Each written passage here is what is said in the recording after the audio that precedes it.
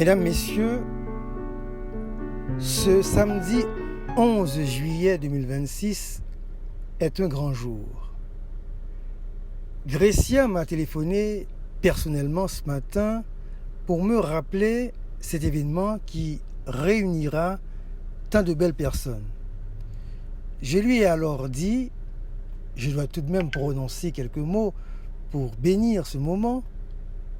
J'entends bénir dans le sens latin de ce vocable, benedicere, autrement dit, dire du bien. Je ne peux dire que du bien lorsque des esprits éclairés réunis avec vous aujourd'hui illuminent une communauté par des idées qui apportent tant d'énergie, tant d'espoir, que leurs rayons dépassent largement les frontières de cette communauté. En portant le projet Immigrants nous sommes, vous allez bien au-delà d'un cercle restreint de personnes. Vous portez au haut un idéal dans l'esprit d'un monde qui s'agrandit, d'un monde où chacun met son savoir, son savoir-faire et son savoir-être au service de la société pour bâtir un monde nouveau où les immigrants que nous sommes se donnent la main dans un esprit d'amour, d'union, de fraternité et de respect mutuel. Cet événement auquel nous prenons part, vous au Canada, moi en Haïti, fera date dans notre mémoire. Immigrants nous sommes à une histoire. Il fut d'abord un rêve. La première personne à m'en avoir parlé, bien entendu, c'est Grécia Alexandre. Aujourd'hui, Immigrants nous sommes est devenu une réalité. Pour moi, journaliste qui suis depuis Port-au-Prince en Haïti le travail de mes consoeurs Grécia Alexandre, Darline François et Michael Lemaine, je ne peux qu'être enchanté de les voir s'associer à d'autres au pays de l'érable. Aux dernières nouvelles, plus de 25 personnes portent Immigrants nous sommes à travers plusieurs volets et de nombreux projets phares, comme on peut le lire sur leur site. Passerelle linguistique, un programme conçu spécialement pour les nouveaux arrivants qui souhaitent briser la barrière de la langue, centre d'aide de matériel consacré à la collecte et à la distribution de biens essentiels, de nourriture et de meubles afin d'aider les familles à construire un foyer confortable. Alphabétisation numérique pour qu'il n'y ait plus d'analphabètes numériques.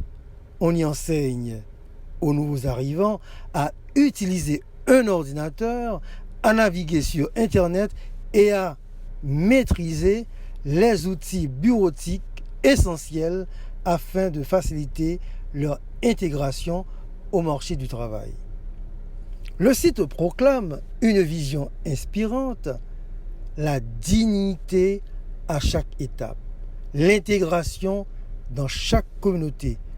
N'est-ce pas merveilleux? Depuis le jour où j'ai visionné la première émission de ce trio de journalistes sur YouTube, je savais que ce projet tiendrait la route.